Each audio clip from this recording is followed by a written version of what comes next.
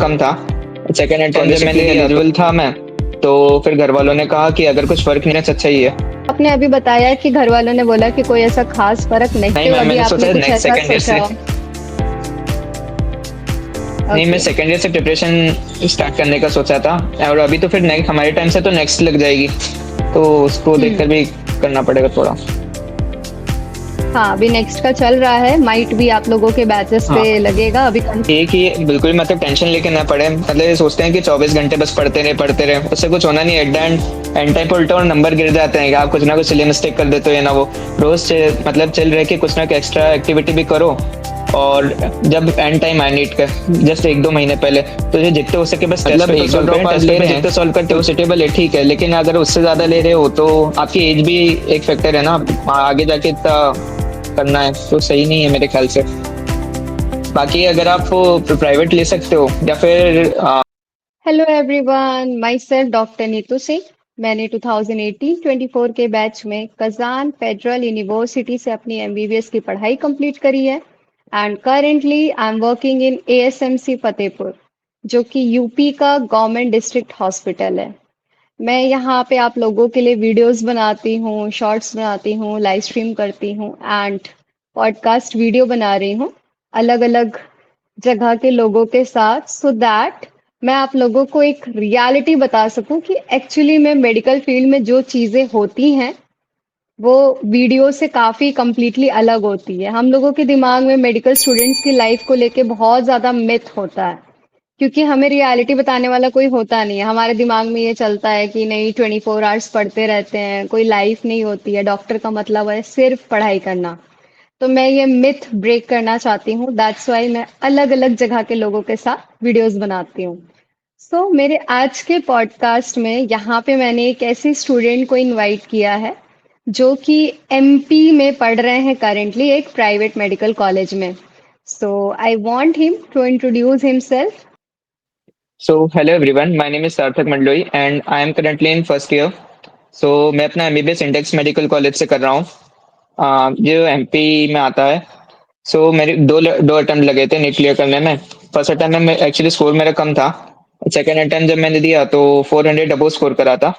And फिर जब मैंने देखा कि मुझे गवर्नमेंट कॉलेज चाहिए था, बट फिर मैंने देखा कि एमपी में स्कॉलरशिप मिल जाती है आपको, तो स्कॉलरशिप के लिए एलिजिबल था मैं। तो फिर घर वालों ने कहा कि अगर कुछ फर्क नहीं है गवर्नमेंट और प्राइवेट में, अगर आपको स्कॉलरशिप मिल रही है तो एक बेसिक फी ही लगती है, तो इसी से कंटिन्यू करते हैं। तो अभी तक मुझे कोई इशू आया भी नहीं और अच्छा एक्सपीरियंस अच्छा ही है। आपने अभी बताया कि घर वालों ने बोला कि कोई ऐसा खास फर्क नहीं पड़ता है गवर्नमेंट और प्राइवेट में, तो मैं चाहती हूँ इस पे आप थोड़ा सा डिटेल्स दें, क्योंकि हमारे नीड एक्सपीरियंस के दिमाग में ये चीज़ बैठा है कि डॉक्टर बनने का मतलब है कि सिर्फ गवर्नमेंट कॉलेज से ही डॉक्टर्स होते हैं, बाकी प्राइवेट तो पैसे दे के जा रहे हैं, अब्रॉड तो पैसे दे के जा रहे हैं, तो बाकी जगह का इंपॉर्टेंस नहीं है उतना, सिर्फ गवर्नमेंट का ही है। तो आप इस चीज़ पे क्या बोलना चाहोगे? आपके घर में कोई ऐसा है जो मेडिकल फील्ड से बिलोंग करता है या आप पहले हो? नहीं मैम, एक्चुअली में चाचा भी हैं, वो भी उनका भी एमबीबीएस कंप्लीट हो चुका है। और अगर अपन देखें तो गवर्नमेंट और प्राइवेट में मेन तो फीस का ही रहता है अंतर। प्राइवेट में ऑब्वियस सी बात है लाखों में पर ईयर लाखों में ही फीस रहती है। बट अगर अपन देखें तो एमपी में अगर आपको जो स्कॉलरशिप मिलती है तो आपकी ट्यूशन फीस पूरी आपको मिल जाती है बैंक अकाउंट में। तो ज्यादा कुछ फर्क रहता नहीं है, बस आपका ईयरली इतना है कि एग्जाम फीस और आपका जो भी हॉस्टल फीस है, मेस फीस, वो सब लगता है। तो इतना तो आपको गवर्नमेंट में भी पे करना ही है। और अगर जो फर्क नहीं है, बस इतना है कि थोड़ा सा गवर्नमेंट पे आपको बस वो नाम वाम का ही फर्क है। और बस में फर्क तो कुछ नहीं है ऐसा। अब तक का आपका कैसा एक्सपीरियंस है वहाँ पे? मतलब पढ़ाई वगैरह को लेके किस तरीके का वहाँ पे इन्वायरमेंट है? कैसा आप फील कर रहे हो वहाँ पे आके? इसमें पढ़ाई यहाँ पे सब पढ़ाई का एनवायरनमेंट तो एकदम अच्छा है, बट इतना है कि एट द एंड आपको पढ़ना तो खुद से ही पड़ेगा जितना भी है। और अभी एक्चुअली तो 10-15 दिन बाद में यूनिवर्सिटी भी स्टार्ट हो रही है, अब तो मुझे ज्यादा पढ़ना पड़ेगा। लेकिन इतना है कि अगर आप फर्स्ट ईयर में जाते हो एमबीबीएस में, तो कोई भी चाहे वो गवर्नमेंट से हो प्राइवेट से हो, कोई भी पढ़ता तो नहीं है फर्स्ट ईयर में आके। बस इतना है कि लेकिन अब से पढ़ना ही पड़ेगा एंड टाइम पे। तो अभी तक मतलब आपने क्या है, मतलब पढ़ाई वगैरह का इतना ज्यादा प्रेशर नहीं मिल रहा है, नॉर्मल है, हैंडल कर सकते हो, या प्रेशर फील हो रहा है? नहीं, अब प्रेशर मैम अब डेफिनेटली फील हो रहा है। अगर मैं स्टार्टिंग से थोड़ा थोड़ा पढ़ता तो डेफिनेटली कवर कर सकते थे, बट अब नहीं करा तो अभी तो पढ़ना ही पड़ेगा अब तो।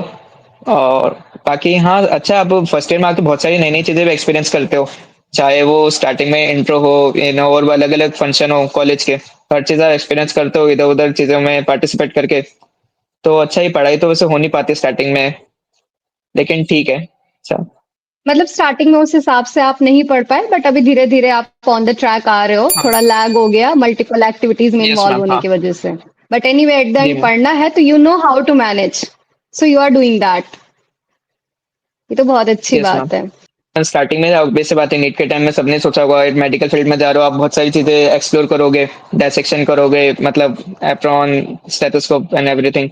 बट यहाँ पे आके पहले तो स्टार्टिंग में पता चलता है कि आप उतने मतलब डॉक्टर का एक टैग तो लग जाता है, आप बाहर जाते हो हर जगह रिस्पेक्ट मिलती है, लेकिन यहाँ पे आप देखोगे तो बहुत सारे हंड्रेड्स ऑफ डॉक्टर्स हैं, तो एक तरीके से आपको मतलब ईगो तो नहीं रहेगा, यहाँ पे आके पूरा ईगो निकल जाता है। और अगर देखिए तो बहुत सारी नई नई चीज एक्सपीरियंस करने को मिलती है, आप डायसेक्शन भी करते हो फर्स्ट टाइम। और आप कहीं भी ऑब्वियस बात, आप गली वली में जाते हो अप्रोन पहन के, तो रिस्पेक्ट तो बहुत ही मिलती है। तो एक काइंड ऑफ अच्छा ही लगता है। अब अगर आपको एमबीबीएस सीट मिल गई है, चाहे कहीं से मिली है, तो डॉक्टर टैग लग गया, और क्या चाहिए। कभी कुछ ऐसा फ़ील हुआ कि लोगों ने बोला हो कि नहीं तुम तो प्राइवेट से हो, डॉक्टर्स तो गवर्नमेंट मेडिकल कॉलेज के होते हैं। कभी कुछ ऐसा डिस्क्रिमिनेशन टाइप ऐसा कुछ फ़ील किया हो? नहीं मैम, अभी तक तो नहीं, क्योंकि मैं जो 2024 बैच से हूँ, वहाँ पर जब मैंने नीट दिया था, तो वो ऑब्वियस सी बात है, वो बहुत ही ज़्यादा स्कैम वाला ईयर था। 100 मार्क्स का कट ऑफ में जंप था, कोर्ट केसेस एंड और तो सबको ही पता था कि अब वो हालत ऐसी है नीट की, तो एमबीबीएस सीट मिलना ही बड़ी बात है उस टाइम पे तो कुछ किसी ने बोला ही नहीं। मेडिकल कॉलेज में भी आपको कुछ ऐसा फ़ील करने को मिला हो कि प्राइवेट से आए हो या फिर कुछ भी ऐसा मतलब कुछ भी ऐसा नेगेटिव फ़ीलिंग आया हो? नहीं मैम, एक्चुअली ज़्यादा कुछ अंतर है ही नहीं, और चाहे वो कैंपस वाइज देखें या फिर किसी भी तरीके फैसिलिटी भी सभी है प्राइवेट कॉलेज में। अगर रैगिंग देखें तो रैगिंग तो मतलब अभी कहीं पर भी उतनी नहीं होती, लेकिन इंट्रो होता है, और इंट्रो शायद होना भी चाहिए। आप उससे अपने सीनियर्स की रिस्पेक्ट करना सीखते हो, चाहे वो मेडिकल फील्ड के हो, किसी भी हो। तो एक इंट्रो टाइप होता है स्टार्टिंग में, हाँ, लेकिन डर लगता है कि इंट्रो होगा, ये होगा, वो होगा। बट धीरे धीरे ऑब्वियस बात है, सीनियर्स भी लीन हो जाते हैं, तो इतना कुछ नहीं होता है, और वो सपोर्ट ही करते हैं सीनियर्स। आप पर कुछ भी कॉल करो या फिर कुछ भी इशू है, तो आप डायरेक्टली कॉल कर सकते हो, तो हेल्पिंग नेचर रहता है ये सीनियर्स का।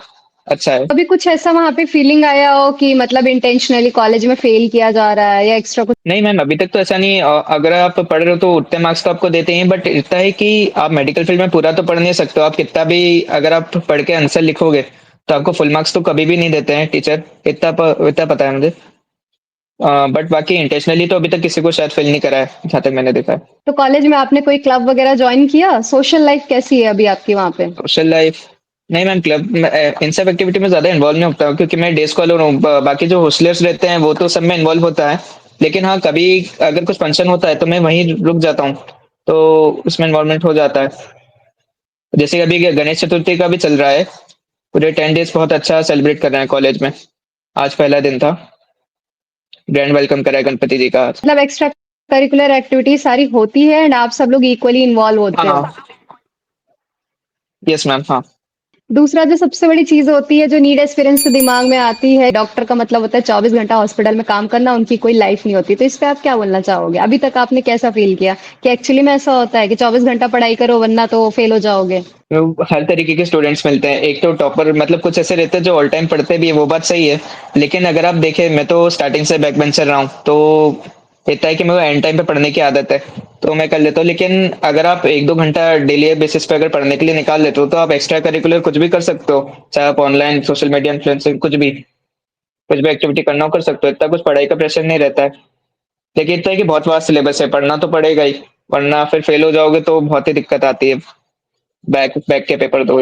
अभी तक कोई ऐसा पेशेंट के साथ इंटरेक्शन हुआ हो या अभी तक नहीं करा है, फ्यूचर में होगा? एक्चुअली मैम, हमारी क्लिनिकल पोस्टिंग जो है थर्ड ईयर से लगती है, लेकिन अभी ऐसा है कि पीएसएम पोस्टिंग लगी है, तो उसमें कम्युनिटी मेडिसिन का हुँ। है, तो विलेज विजिट करे थे हम 2 बार। तो वहाँ पे आपको एक फैमिली प्रोवाइड कर दी जाती है, तो उसके 5.5 साल तक आपको पूरी केयर लेनी रहती है कि उनको फैमिली को कोई दिक्कत ना हो।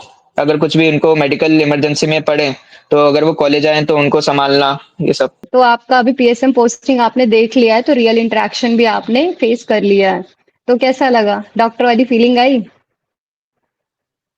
हाँ मैम, फीलिंग तो बहुत ही अच्छी है, क्योंकि उधर आपको ट्रीट बहुत अच्छे से करते हैं, ऑब्वियस बात है, वो गाँव विलेजर्स जो हैं, डॉक्टर साहब हैं, और अच्छा ही लगता है। आप जाते हो एप्रॉन पहन के उनके हिस्ट्री लेते हो, कैसा कुछ दिक्कत तो नहीं है वो सब कुछ तो। दूसरा मैं ये चीज़ जानना चाहती हूँ कि लोगों के दिमाग में प्राइवेट स्टूडेंट्स के लिए एक वो मिथ बना हुआ है कि ये तो बस पैसे देते हैं, सीट मिल जाती है, पढ़ाई लिखाई नहीं करते। इस तरीके की बातें मैंने बहुत सारे नीड एक्सपीरियंस के मुंह से सुना है। तो आप इस पे क्या ओपिनियन देना चाहोगे? पढ़ने के बेसिस पे ऑब्वियस सी बात है, प्राइवेट वाले भी पढ़ते हैं, गवर्नमेंट वाले भी पढ़ते हैं एडेंट डिग्री लेने के लिए। और अभी तो एक्चुअली ज़्यादा कुछ फ़र्क भी नहीं, क्योंकि प्राइवेट के लिए आपको इतना नीट के लिए इतने मार्क्स लाने पड़ते हैं और गवर्नमेंट से थोड़ा ही नीचे आता है, और बाकी कुछ फ़र्क तो होता नहीं है शायद। डेफिनेटली उतना कोई फर्क नहीं होता है बट लोग इस चीज को नहीं मानते। लोगों के दिमाग में एक मेंटल सेटअप बन रखा है डॉक्टर मतलब आप गवर्नमेंट मेडिकल कॉलेज से पढ़े हो तो, वरना नहीं। इसलिए चाह रही हूँ कि हर कोई अपना व्यूज दे इस चीज पे कि आप लोग को भी ऐसा कुछ फील होता है, क्योंकि चलिए आपका तो सिचुएशन बहुत अच्छा है, आपके मार्क्स भी अच्छे हैं, आपको स्कॉलरशिप भी मिल गई एंड आपका ज़्यादा पैसा भी नहीं लगा। बट एनीवे आपको बहुत सपोर्टिव फैमिली मिल गई, फ्रेंड्स मिल गए, रिलेटिव्स मिल गए जो आपको अप्रिशिएट कर रहे हैं कि तुम डॉक्टर बनने वाले हो। इससे फ़र्क नहीं पड़ता कहाँ से पढ़ रहे हो, वो आपकी सिचुएशन पे है। बोलना चाहूँ तो आप क्या बोलोगे? आपका मेडिकल लाइफ कैसा है? एज़ अ स्टूडेंट आपको कैसा लग रहा है कॉलेज पे? ब्रिलियंट ब्रिलियंट लग रहा है एकदम मज़े, क्योंकि कॉलेज में आप बहुत सारी चीज़ें एक्सपीरियंस करते हो अलग-अलग वैरायटी में। और वैसे बात है, मैं यहाँ पे बोलना नहीं चाहूँगा, लेकिन आप अलग-अलग फील्ड में बहुत सारी चीज़ें एक्सप्लोर करोगे। अच्छा ही है एक्सपीरियंस तो। आपका कोई ऐसा ड्रीम ब्रांच है जो फ्यूचर में आपने सोच के रखा हो कि मुझे इसी ब्रांच में जाना है? कोई ऐसा फ्यूचर प्लान? मैम रेडियो या डर्मा में से एक मैंने मतलब देखता हूँ जो अच्छा लगे। तो उसके लिए आपने अभी से कुछ बाकी तो इनिशिएटिव अभी नहीं लिया तो है कुछ नीट सोचा। पीजी को देखते हुए? नीट पीजी को देखते नहीं हुए मैम, अभी मैंने सोचा आपने है कुछ नेक्स्ट ऐसा सेकंड ईयर सोचा से। हो? नहीं, मैं ओके। सेकंड ईयर से प्रिपरेशन स्टार्ट करने का सोचा था। और अभी तो फिर नेक्स्ट हमारे टाइम से तो नेक्स्ट लग जाएगी, तो उसको हुँ। देखकर भी करना पड़ेगा थोड़ा। हाँ, अभी नेक्स्ट का चल रहा है, माइट भी आप लोगों के बैचेस पे हाँ लगेगा, अभी कंफर्म तो नहीं है बट होपफुली नेक्स्ट एग्ज़ाम आ जाएगा। तो नेक्स्ट एग्ज़ाम को लेके आपका क्या कहना है? मतलब आर यू हैप्पी कि चलो अच्छी चीज़ हो रही है, या सैटिस्फाइड नहीं हो कि ऐसा डिसीजन नहीं आना चाहिए? मैं सेटिस्फाई तो नहीं, क्योंकि ऑब्वियस सी बात है, अगर आएगी तो हमारा बैच इसमें पहला रहेगा, तो कुछ भी एक्सपीरियंस ऐसा नहीं रहेगा पीवाई क्यू देख के, मतलब किस टाइप से होगा। बाकी हुँ, अगर हाँ उसके कुछ सैंपल पेपर मिल जाए तो अच्छा ही है, एक तो आइडिया देखते हैं लेने कैसा के लिए होगा। बट हाँ, आइडिया लेने के लिए। सो सार्थक, आप कोई मैसेज देना चाहोगे, special message for need aspirant जो अगले साल की प्रिपरेशन कर रहे हैं, कि उन्हें किस चीज़ का ध्यान देना चाहिए या फिर क्या नहीं करना चाहिए? कोई बात आप स्टडी रिलेटेड देना चाहोगे, उनको कोई मैसेज देना चाहोगे? हाँ, सबसे मेन बात यही है कि बिल्कुल मतलब टेंशन लेके ना पढ़े, मतलब ये सोचते हैं कि 24 घंटे बस पढ़ते रहे, उससे कुछ होना नहीं है। At the end and time पे उल्टा और नंबर गिर जाते हैं कि आप कुछ ना कुछ सिली मिस्टेक कर देते हो, या ना वो रोज मतलब चल रहे कि कुछ ना कुछ एक्स्ट्रा एक्टिविटी भी करो। और जब एंड टाइम आए नीट का जस्ट 1-2 महीने पहले, तो ये जितने हो सके बस टेस्ट पेपर सॉल्व करें। टेस्ट पेपर जितने सॉल्व करते हैं उतने ही नंबर इंक्रीज होते जाते हैं। मैंने देखा है एंड टाइम पे मैंने बहुत टेस्ट पेपर सॉल्व करे थे, तो उसकी वजह से मेरे नंबर थोड़े बहुत भी अच्छा है, वरना तो और बिगड़ जाता मेरा भी paper.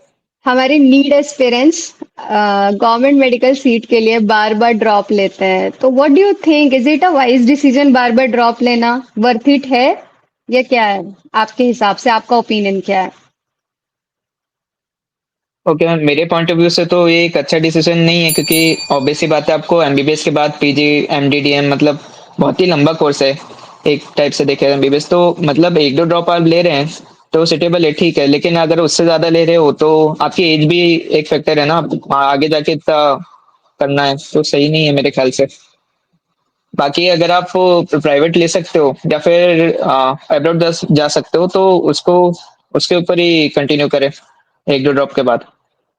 Thank you so much सार्थक। आपने बहुत अच्छा मैसेज दिया है नीड एस्पिरेंट्स को एंड आई होप कि जो हम अवेयरनेस यहाँ पे क्रिएट करना चाह रहे हैं वो सही मैसेज नीड एस्पिरेंट तक जाए। आप अपने स्कॉलरशिप को लेके कुछ बोलना चाहोगे कि आपको कैसा मिला?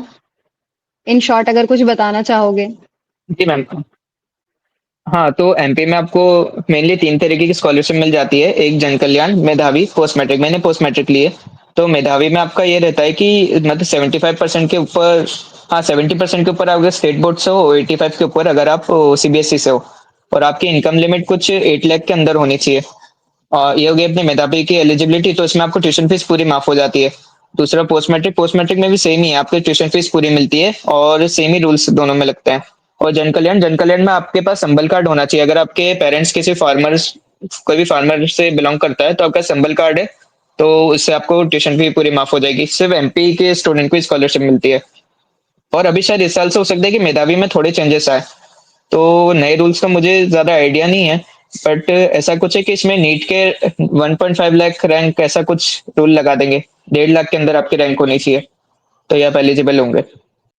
बढ़िया है। आपके कॉलेज में कितने रैंक तक के लोग हैं? मतलब कितने रैंक तक के गए हुए हैं? कुछ आइडिया?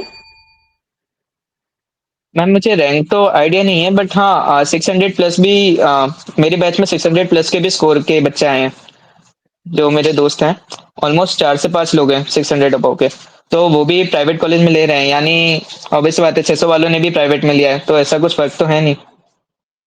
600 वाले कैसे प्राइवेट ले लिए? उन्हें तो गवर्नमेंट अलॉट होना चाहिए था ना? नहीं मिला था गवर्नमेंट? नहीं मैम, मैंने आपको बताया ना मैं 2024 बैच से हूँ। यहाँ पे मतलब 600 वालों को भी मतलब प्राइवेट लेना ही पड़ा। हम्म। थैंक यू सो मच सार्थक फॉर दिस इंफॉर्मेशन। ओके। इस वीडियो से मतलब बहुत सारे बच्चों को स्कॉलरशिप का भी डिटेल मिलेगा।